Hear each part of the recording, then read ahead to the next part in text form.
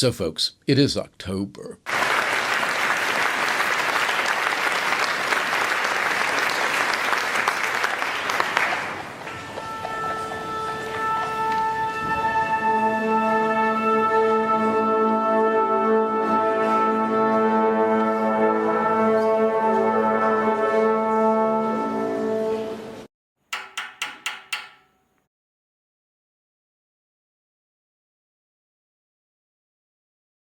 Believe it or not, there are some people who think that Shelley Duvall is bad in The Shining. They say that she is overacting, that she's whiny, that she's weepy, that she's crying too much, and just in general, she's annoying. I say that Shelley Duvall's performance in The Shining is one of the major reasons why this movie is a classic. It's a major reason why this movie is scary. First of all, it's not Shelley Duvall who is being whiny, weepy, or annoying. It's not Shelley Duvall who is not fighting back.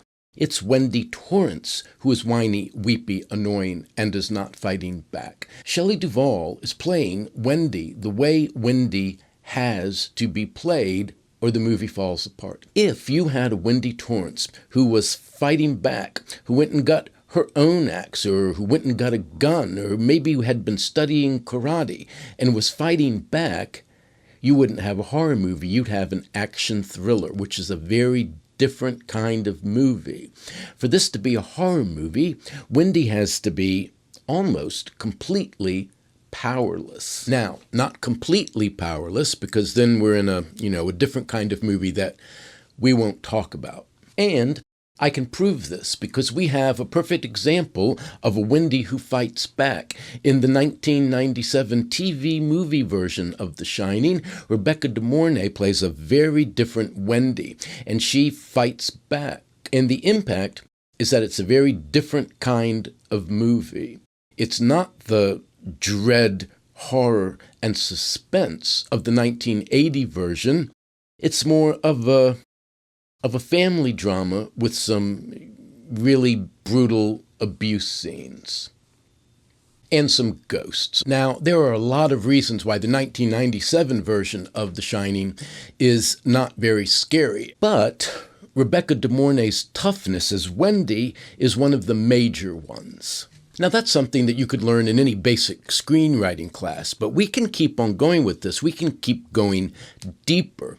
I would say that for a horror movie to be really scary, in the top ranks of scary, somebody on screen has to be scared. Now, there are some semi-classic horror movies where they go about as far as they can with nobody being scared. The greatest example of this is Friday the 13th, the 1980 version, where pretty much nobody on screen has the slightest idea that anything is going on. Nobody knows that there are any murders until the very, very end. And then the final girl is confronting the killer and she's scared, but nobody else. They're all surprise killings. The audience is the only, character who knows what's going on. It's the audience who is feeling suspense, nobody on screen. In The Shining, there's a very limited number of characters. In fact, there's only 3 main characters and 1 major supporting character, Halloran, the chef. So you might say, well, Danny's scared. Danny's the one who should be scared the most, but there's things going on there. One, for a big long time, Danny is checked out of the movie. That Tony character takes over and he just says, Danny's gone away, Mrs. Torrance. And he's not there for most of the climax until he starts to run. Also, I would say that Danny is too young to really appreciate how scared he should be. He's always just a little step behind, it seems, of course, until the very end. And Halloran, the chef, he's scared, but he's in Florida. And Halloran, I would say, isn't nearly as scared as he should be. He gets on the plane, he gets into Snowcat, and he walks right in the front door. If he were properly scared, he wouldn't do any of those things, or he would have gotten a gun. It falls on Wendy's shoulders to be scared. She has to be scared for the whole movie, and I don't mean the runtime. I mean for the impact. The degree to which Shelley Duvall's Wendy is scared is the degree to which The Shining is scary. If The Shining is the scariest movie of all time, and some people say it is, then I think we can also say that Shelley Duvall's Wendy Torrance is the most scared that anybody has ever been in a horror movie. And if you think about it, this movie doesn't have a whole lot of what you might call scary special effects. There's one major one that's, indelibly imprinted upon the movie-going consciousness, and that's the elevator of blood. Other than that, not much. In fact, nothing. I don't think I'm forgetting anything. The scariness is all Jack Nicholson and the interaction between Jack Nicholson and Wendy, and to some smaller extent with Danny, like that scene on the bed. Now, some of you might say that, hold on, the hotel is scary, and the way the camera glides around, that's all scary too. And it is, but only in this context. The only reason we're thinking of this stuff as scary is because Jack Nicholson is running around and because Shelley Duvall is running around. If you were to take those shots out of that context, well, it could be a travelogue of a beautiful hotel. Most actors, when they're cast in a horror movie, have no first-hand experience with being chased by a mad killer. And so they have to take their idea of this fear from other horror movies. And you can tell because people tend to do sort of the same thing over and over and over again in all these movies, especially if they're very young people who don't have a lot of experience. If you watch what Shelley Duvall is doing in The Shining, you will see that it is a completely original take on this kind of fear. I've never seen any of that in any other horror movie, certainly no prior horror movie did I see exactly what I was seeing there. It's a very original performance. So you can find a whole lot of content on YouTube about Shelley Duvall in The Shining, but it's all like 99% about how Stanley Kubrick, the director, was abusing her during the very, very long shoot of this movie. I don't see a performance of somebody who is, annoyed by being bullied by a mean director. I don't see somebody who's sort of lonely because the crew is ostracizing her because the director told them to. I see something else going on here. In fact, I would even say that the fear that Shelley Duvall is showing isn't even necessarily fear of the axe. I think she's scared of something even worse. Shelley Duvall was sort of famously untrained. She only got into acting through a kind of a trick. A bunch of crew members of a movie that Robert Altman was filming met Shelley Duvall at a party, and they arranged the sort of secret audition, which is just that they invited the director, Robert Altman, to come and meet her without telling her what was going on or who this is. And she was so, wonderful, so enchanting, that Robert Altman gives her a part in the movie, and she becomes a famous actor. What this means is that a lot of people in the movie business did not think of her as somebody who really knew what she was doing. She was running on instinct and just, kind of for the most part, being herself. And under these circumstances, a director might go all out trying to create the circumstances for her to give a natural performance. And that's why maybe Stanley Kubrick was willing to be so abusive when she had to play an abused woman. Oh, come on. What do you mean roll video? Seconds. We're killing ourselves out here, and you're going to be ready. I am too. I'm standing Should we right play by mood the music? door. Given the pressure she was under, I think it's safe to assume that Shelley Duvall was going all out to give the best performance she possibly could in this movie. So, this is a supernatural haunted house movie.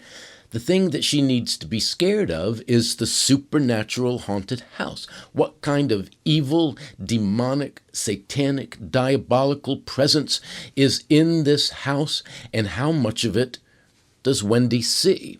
Well, I think Shelley Duvall wanted Wendy to see the full extent. So I think it's safe to say that Shelley Duvall was working very hard to present a character who was seeing something that was ultimately evil. She was working very hard for Wendy to see something beyond the acts, beyond the abusive husband, but something into the deep supernatural, the evil at the bottom of the Overlook Hotel.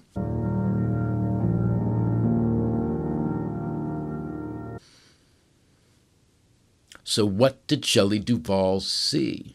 What happens when in the course of this grueling, abusive, months-long shoot, take after take after take, and that entire time, the performer, the actor, is doing her best to make it real, to make her vision of this satanic power in the Overlook Hotel real? Is it possible that she made it real? The studios they were filming this at were the Elstree studios in Elstree and Boreham Wood, just north of London.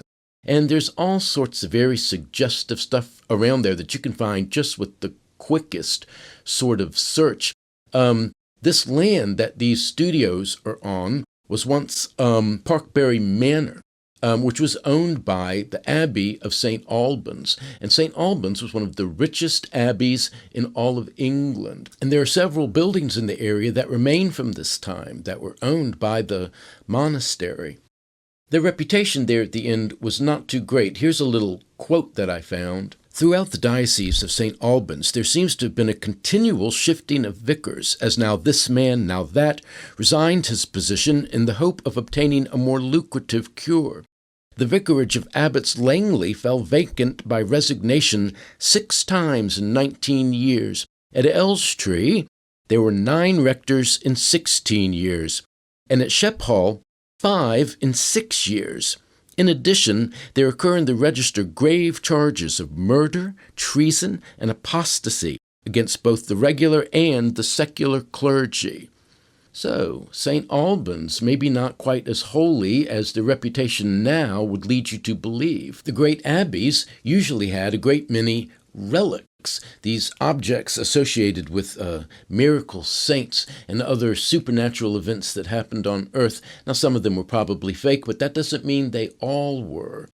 Also, running right alongside Elstree is Watling Street. Watling Street is the Anglo-Saxon name for the old Roman highway that went straight from London up to the northwest of England.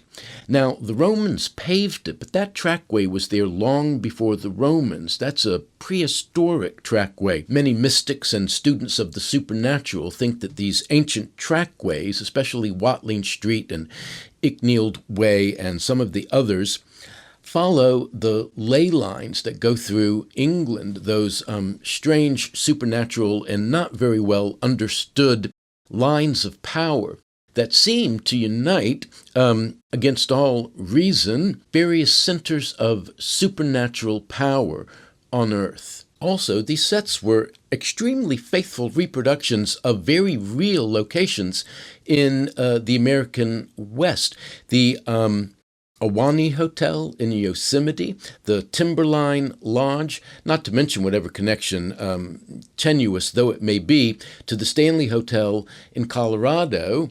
Who knows what these designers managed to bring with them, whether accidentally or on purpose, perhaps at Stanley Kubrick's insistence. Now, whether it was imagined or real, something purely psychological or something authentically supernatural, I think Shelley Duvall saw something, that she experienced something on that set, and that it's visible today.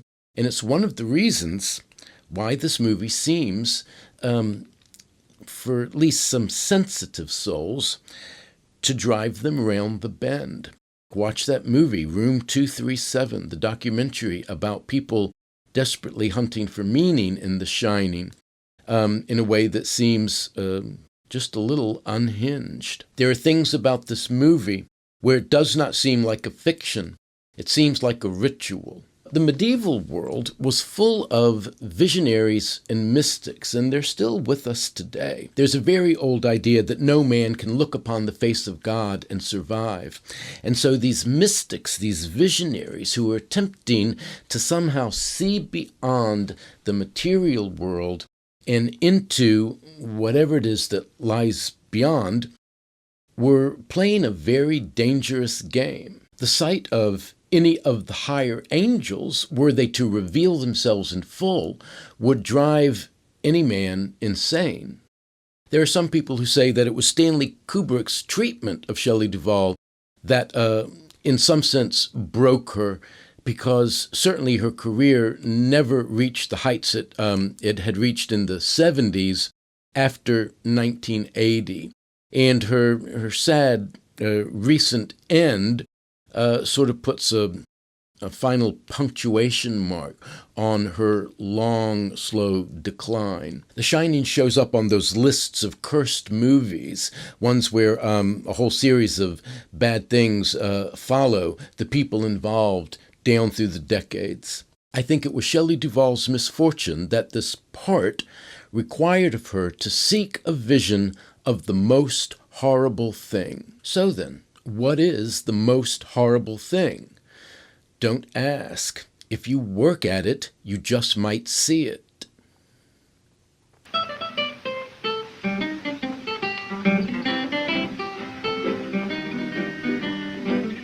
Truthful Parson Brown, living in a southern town, for doing good and talking good, he was known around.